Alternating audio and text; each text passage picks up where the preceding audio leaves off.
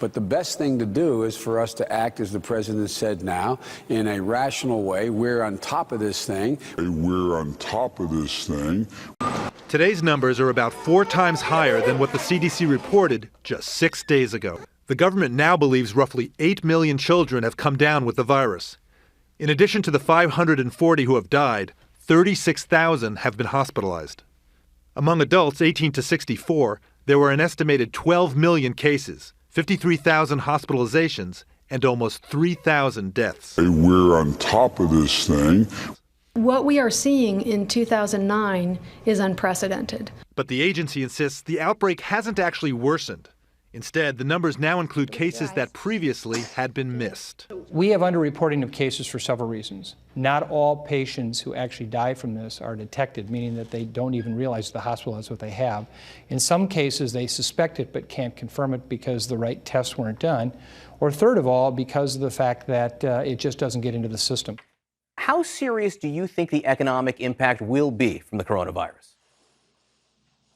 Well, I'm less concerned about the immediate economic impact than I am about whether or not we gain control of this. The idea that the experts are not allowed to speak, the president has silenced them, Dr. Fauci, who was in 3 administrations. I have never been muzzled, ever, and I've been doing this since the administration of Ronald Reagan. I'm not being muzzled by this administration. But you need to let the experts speak. I was told, I heard on the news this morning, Dr. Fauci is not allowed to speak publicly. What is this all about? So I have not been muzzled at all. That was a real misrepresentation of what happened. No one takes the president's word for these things. Are you doing this voluntarily, or did the president? No, I'm doing it. Everything I do is voluntarily. Please, don't even imply that. We warned them about, as early as January, the middle of January, I was saying a pandemic is coming. We should be prepared. Bottom line, we don't have to worry about this one, right? Well, obviously you need to take it seriously, but this is not a major threat for the people in the United States, and this is not something that the citizens of the United States right now should be worried about. We warned them about, as early as January, the middle of January, I was saying a pandemic is coming. We should be prepared. Although we don't want people to be worried now, I think we need to realize that this could change. So right now, don't worry about it. Be more concerned about influenza, which is going into a second peak for the season. We warned them about, as early as January, the middle of January. Should we be changing our habits, and if so, how? No, right now, at this moment, there is no need to change anything that you're doing on a day-by-day basis. As early as January, the middle of January, I was saying a pandemic is coming. We should be prepared. And later this week, I'll be speaking to you on what I believe the nation should be doing to address this virus. But these things are called, there's a virus. And a virus is what we're dealing with now. It's a particularly lousy kind of virus. It's like flu on steroids. It's a really bad kind of flu. It's like saying maybe if you injected Clorox into your blood, it may cure you.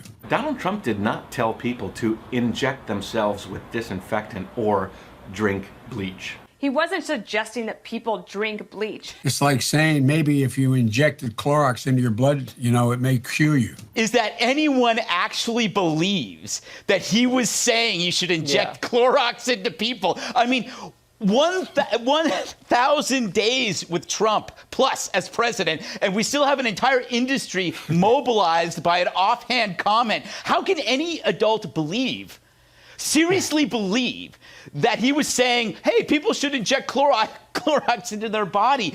It's like saying maybe if you injected Clorox into your blood, it may cure you. Come on, man. What is he doing? I mean, I get wanting to believe that because you have a pre-existing condition to believe the worst about everything that comes out of Trump's mouth, or to believe the worst about anybody. What in God's name is he doing?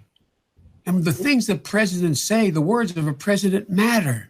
Thursday, Vice President Joe Biden told NBC's Today Show that he's advising his family to avoid any confined places, such as planes or subways, because of the swine flu. His office later backtracked after the travel industry scoffed at the remark, suggesting Biden was just talking about travel to Mexico. What in God's name is he doing? The White House also tried to clarify Biden's comment.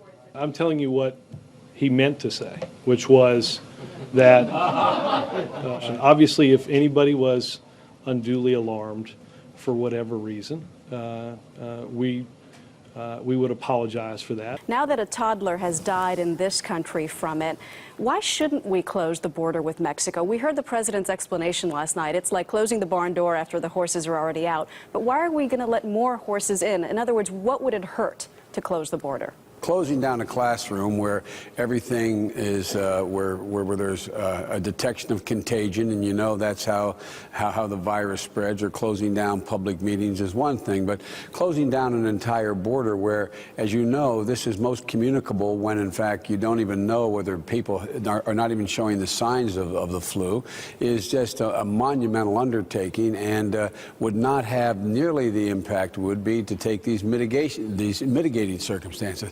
I share your concern, but the best thing to do is for us to act, as the president said now, in a rational way. We're on top of this thing. We should be mitigating the prospects of it spreading, and the way to do that is to deal with all the things you know about as a mother. And I just want to remind everybody, when it gets political, when it gets party politics on a virus, here's what Joe Biden said the day that Donald Trump stopped the Chinese flights. Go. As he explains what we should and should not do. This is no time for Donald Trump's record of hysterical xenophobia. It's going to hurt Biden. Statement the next day. His campaign is saying that Candy Crowley was wrong on that, and I wonder what your response to that is. Well, the response is it became so clear to the American people how Governor Romney and the campaign continue to try to politicize a tragedy, and their strategy seems to be to try to make it appear that the president didn't care or didn't know or was lying. The American people are worried with good reason. He has acted irresponsibly from the very beginning. He continues to act irresponsibly. Governor Romney and the campaign continue to try to politicize a tragedy, and he hasn't done his job. This is all about diverting attention from the horrible way in which he has acted with what he did. We don't have coronavirus because of him, but we have the devastating impact of it because of his lack of a policy. And the idea that he's going to stand there and say everything's fine, don't worry, who's going to believe that? Let the experts speak. I just had a couple things. I mean, I was in the White House in 2009, 2010. I was working for Vice President Biden. I wasn't involved directly in the H1N1 response, but I lived through it as a White House staffer. And what I will say about it is a bunch of really talented, really great people working on it, and we did every possible thing wrong.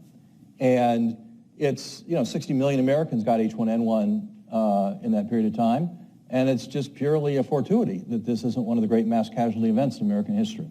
Had nothing to do with us doing anything right. It just had to do with luck. And so if anyone thinks that this can't happen again, they don't have to go back to 1918. They just have to go back to 2009, 2010. Imagine a virus with a different lethality, and you can just do the math on that.